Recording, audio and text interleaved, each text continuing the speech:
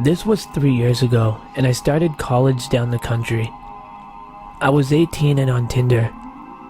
I never actually met anyone off it, but I would just swipe through the guys just to be nosy and see who was on it. I was swiping right on some, and about an hour after, got a message off this guy, who according to his account was about 20 kilometers away. We made some small talk. It was awkward and I stopped replying. A day later, I got a friend request off him on Facebook. Mind you, I have a common enough name so it would have took ages for him to have found me. We have no mutual friends and my Tinder photos is not on my Facebook page. The only thing I had on it was the university I was attending, so maybe that's how he found me, but I don't know. I then quickly got a follow request on Instagram and he somehow found my Snapchat username. I don't have it on my social media, and it is a variation of my full name with extra added in vowels and an underscore. I was freaking out at this point. I messaged him asking how he found out my full name and he just replied with, "I think we have a connection.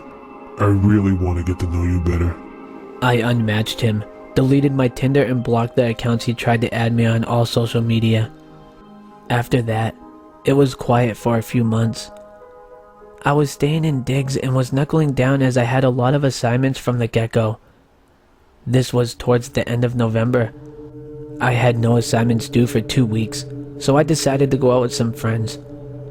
One of my friends stayed in student accommodation and the other was commuting, so she was staying with the other friend.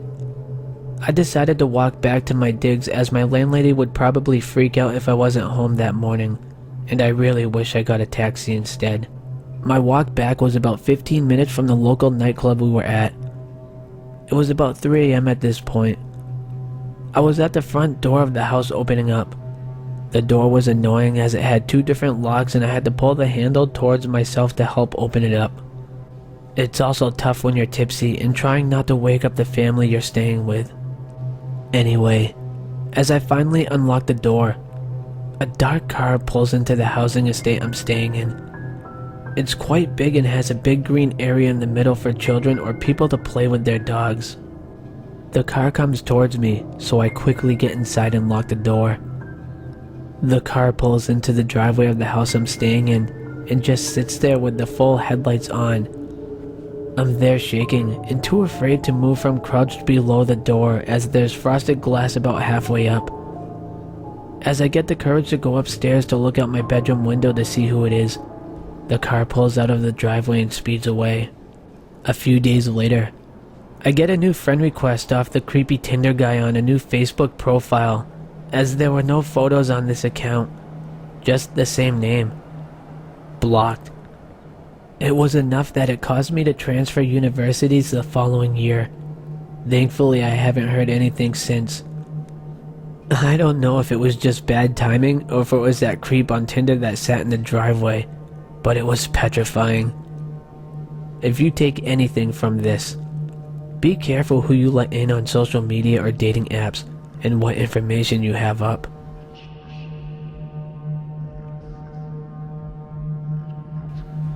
When I was in high school, I knew my parents' divorce was imminent.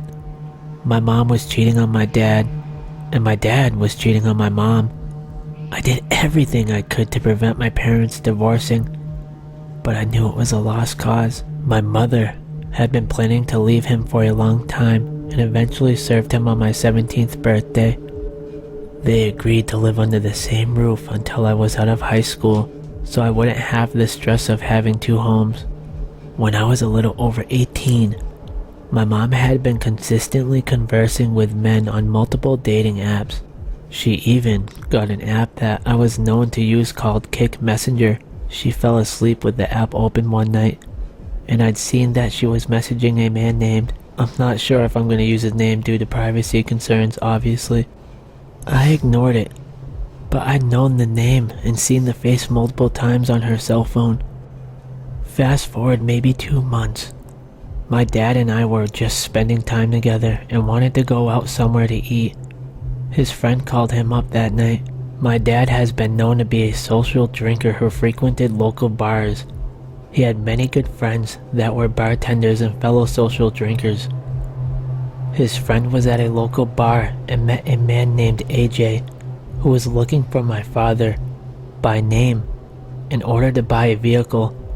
My dad is a car sales manager, so we stopped by the bar that night because we thought we'd eat there.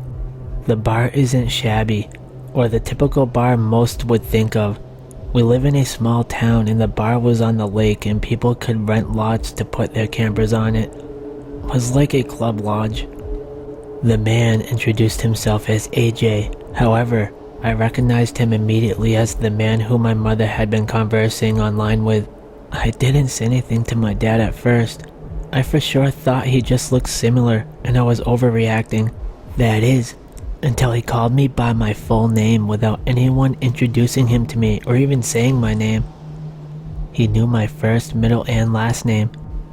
He also came up to greet me at the table I was sitting at. He tried getting me to open lotto tickets for him and was rubbing up against me and trying to touch my inner thighs. I was kind of frozen and didn't know what to do. He eventually left me alone after he saw people staring at him. I did what I knew I had to do. I googled his first name on Google and Facebook, and that's when I found out that he was a registered offender, ex-con in the bordering state over.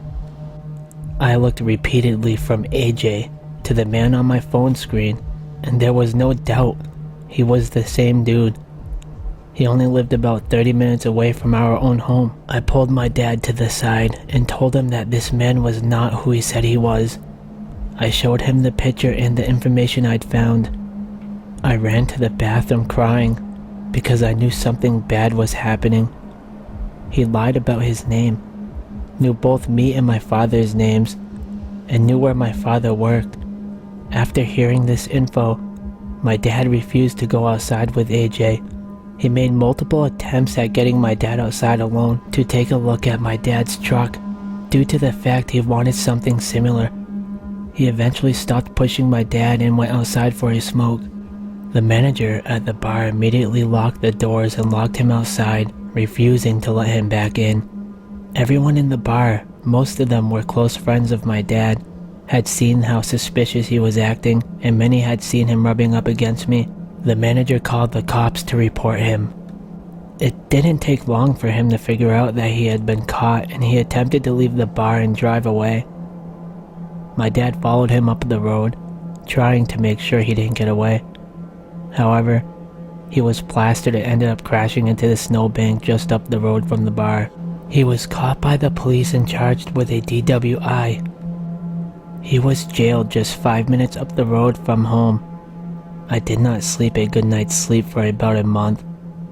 If he knew my family as well as he seemed to, he probably knew where I lived. He was bailed out only 2 days after the incident. His vehicle had been found with duct tape, drugs, rope, a crowbar, and other materials in it. When they impounded his car, he was also charged for violating his probation. He is a Tier 3 offender. He'd raped a minor with a deadly weapon and was required to register for life. He was not supposed to leave the state at the time of the incident, not supposed to have a Facebook or almost any form of social media where he could reach a minor, and was not allowed to even operate his vehicle due to his license being taken away. I also ended up pressing charges for sexual harassment as well as getting a restraining order against him. I also found out later through phone records and the police tracking his phone that he'd driven past my home more than 20 times in the week leading up to the incident. He had also been to my dad's job and my school multiple times throughout a period of 6 months. He'd been following both of us for a long time. I have never experienced something so crazy or scary in my life. I live in a completely different state, thousands of miles away now, thank God. But my family is still in that state that the incident happened. He still has yet to be charged or arrested with the harassment stalking charges, and probably never will be, seeing as if he comes back to the state, he can be arrested if he so much as gets pulled over because he has a warrant out for his arrest. Since then, I do not ever put my full name on any social media. I only put my first name except for things like Facebook. I've become a very paranoid person when it comes to my full name and my address or other personal info. Please everyone, be careful who you talk to on these dating sites. You never know who's behind the screen or what their true intentions are. And if you do find someone you like, investigate and do your homework. I lived in a town with a population of 5,000 and never once thought this kind of thing could happen to me. But it can, and it will happen.